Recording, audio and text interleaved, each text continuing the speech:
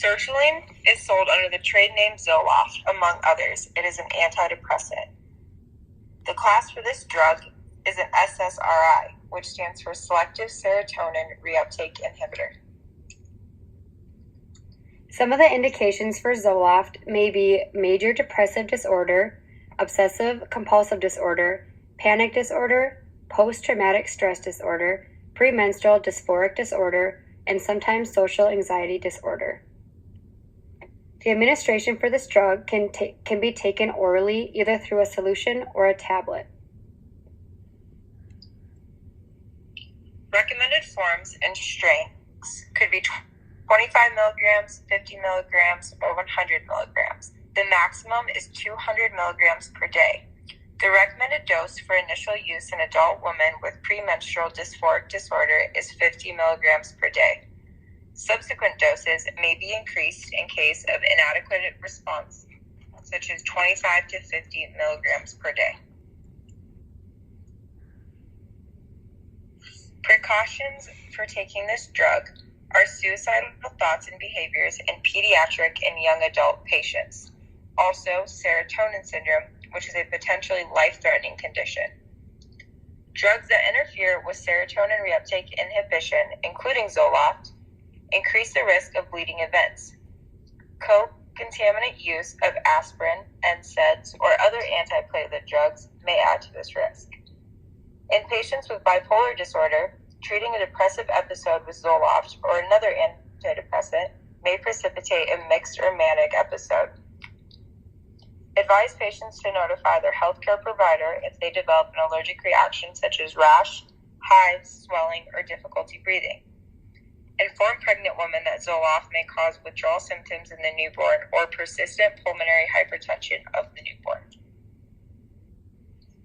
Some of the contraindications that we can see with this drug is for patients taking MAOIs, or if they've been taking them 14 days prior, taking Pumazide, or if they have a known hypersensitivity to sertraline. Some of the adverse drug reactions that we can see are some of the constitutional symptoms such as nausea, diarrhea, loose stool, tremors, dyspepsia, decreased appetite, decreased libido, ejaculation failure, or hyperhidrosis. These similar drug reactions are seen in both patients, adult patients, and pediatrics. The mechanism of action for sertraline is that sertraline potentiates serotonergic activity in the central nervous system through inhibition of neuronal reuptake serotonin. Pertaining to the pharmacodynamics of sertraline, according to studies, relevant doses have demonstrated that sertraline blocks the uptake of serotonin into human platelets. Studies that have investigated the absorption of sertraline found that following oral once-daily ZOLOFT dosing over the range of 50 to 200 milligrams for 14 days, mean peak plasma concentrations of sertraline occurred between 4.5 to 8.4 hours post-dosing. The average terminal elimination half-life of plasma sertraline was found to be 26 hours. Studies that pertain to the investigation of metabolism of sertraline found that sertraline undergoes extensive first-pass metabolism. The principal initial pathway of metabolism for sertraline is N-dimethylation.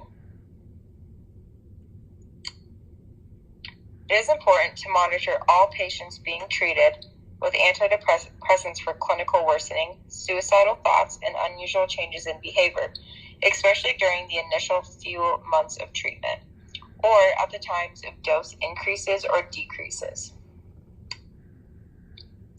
Some of the special considerations that we need to be aware of are the pediatric and elderly population, also with patients seen with hepatic impairment. So decreased appetite and weight loss have been observed by using the SSRIs. So we need to monitor the weight and the growth in pediatric patients that are being treated with ZOLOFT. In general, dose selection for an elderly patient should be conservative, usually starting at the lower end of the dosing range, reflecting the great frequency of decreased hepatic, renal, or cardiac function.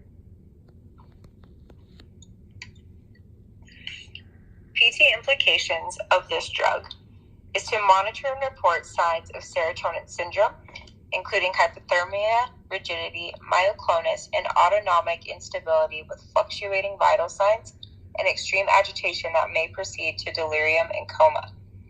Be alert for increased depression and suicidal thoughts and ideology, especially when initiating drug treatment and in children and teenagers. Monitor symptoms of chest pain, palpitations, especially during exercise. Report severe or prolonged cardiac symptoms. Be sure to assess any back pain or muscle pain to rule out musculoskeletal pathology.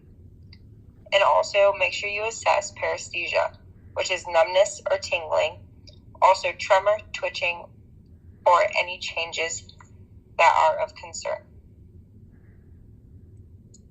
The study that we found was comparing citalopram, paroxetine, and sertraline, and comparing and see if they were alike. So overall, the summary of the study that we found compared all of these drugs and found that the citalopram was the most effective.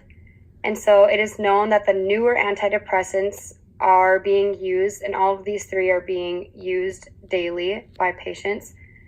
The study compared which of the three were most effective, and based on all of their conclusions, it turned out that the citalopram was the best because it was based on the interaction with the orthosteric and the allosteric bindings at the serotonin levels.